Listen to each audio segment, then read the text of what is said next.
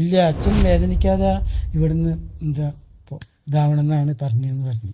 പക്ഷേ ഇങ്ങനെയൊക്കെ പറഞ്ഞാൽ ഉടനെ ശിഷ്യപൂജിതരത്ത് വന്നു. ഞങ്ങൾ ശിഷ്യപൂജിതരത്ത് വന്ന് പറഞ്ഞപ്പോൾ ശിഷ്യപൂജിത പറയാണ് ഇതേ ഡയലോഗ്, അവരൊക്കെ പഠിച്ചതല്ലേ, അതല്ലേ അവർക്ക് അറിയുള്ളൂ പറഞ്ഞിട്ട് ശിഷ്യപൂജിത എൻ്റെ വൈഫിൻ്റെ കയ്യിൽ ഭസ്മവും പിന്നെ എന്തോ ഒരു മരുന്ന്, പക്ഷെ അത് എന്താ വൈഫിനോട് പറഞ്ഞത് ആരോടും പറയരുത് എന്നുള്ളൊരു വാക്ക് പറഞ്ഞിട്ടുണ്ട്. എന്നോട് ഇന്നേ വരെ പറഞ്ഞിട്ടില്ല, അവൾ ആരോടും പറഞ്ഞിട്ടില്ല. പക്ഷേ ഈ മരുന്ന് അച്ഛന് കൊടുക്കുമ്പോൾ എൻ്റെ സങ്കല്പം വൈഫിന് പറഞ്ഞു കൊടുത്തിട്ടുണ്ട്.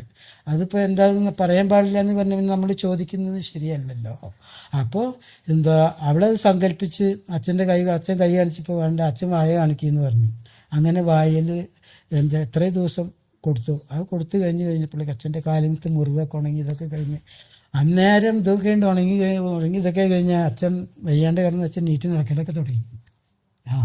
നീറ്റ് നടക്കൽ കഴിഞ്ഞത് മാത്രമല്ല, പിന്നെ ശിഷ്യപൂജിതനെ കാണുന്നതായി അച്ഛന്. അതുവരെ എതിർത്ത് മറ്റേ ജയദീപ്ത സ്വാമി ഉണ്ടല്ലോ പാലക്കാടുണ്ടായിരുന്നത്, ആ സ്വാമി വരുമ്പോൾ അച്ഛൻ നേരെ അപ്പുറത്തേക്ക് പോകും ഇപ്പുറത്തേക്ക് പോകും, അങ്ങനെയൊക്കെ ഒഴിഞ്ഞു മാറുന്ന ആളായിരുന്നു.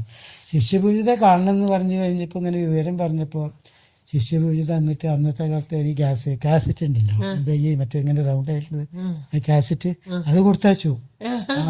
അത് കൊടുത്തയച്ചു. സി ഡി കാണിച്ചു കൊടുത്തിട്ട് ശിഷ്യപൂജിത പ്രഭാഷണം ചെയ്യണതും അങ്ങനെയുള്ളതൊക്കെ കണ്ടു. അച്ഛന് ഒരുപാട് സന്തോഷം. എന്താ അച്ഛന് കുറ്റബോധമൊക്കെ തോന്നി, ഇതുവരെ അങ്ങോട്ട് വരാത്തതിനും ആശുപത്രിയിൽ പോവാത്തതിനും ഇതിനൊക്കെ പറ്റിയിട്ട്. അങ്ങനെ അച്ഛൻ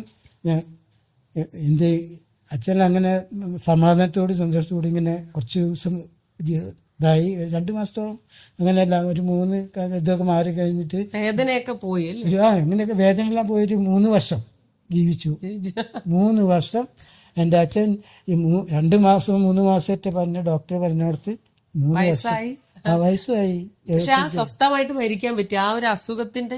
അതെ അങ്ങനെ അതെ. ഇപ്പൊ ഗോപേട്ടന് ആ അസുഖം എന്ന് പറഞ്ഞല്ലോ, ക്യാൻസർ ആയിട്ടുള്ളതാണ് പറഞ്ഞത്. പക്ഷെ ഇപ്പൊ എത്ര വർഷമായി ആലോചിക്കും അല്ലേ,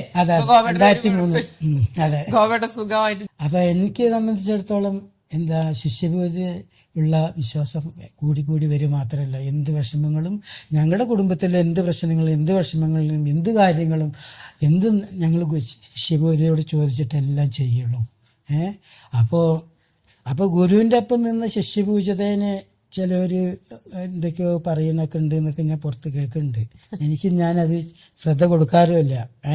ഇത്രയും കാലം ഗുരു ശിഷ്യപൂജിതയെ കൊണ്ട് പറയിപ്പിച്ചിട്ടുണ്ടെങ്കിൽ ആ ശിഷ്യപൂജിത പറയുന്നത് എന്തുകൊണ്ട് വിശ്വസിച്ചുകൂടാ? അതാണ് പറയുന്നത്. അനുഭവമാണ് ഗുരു, അതിൻ്റെ അനുഭവസ്ഥനാണ് ഞാനും.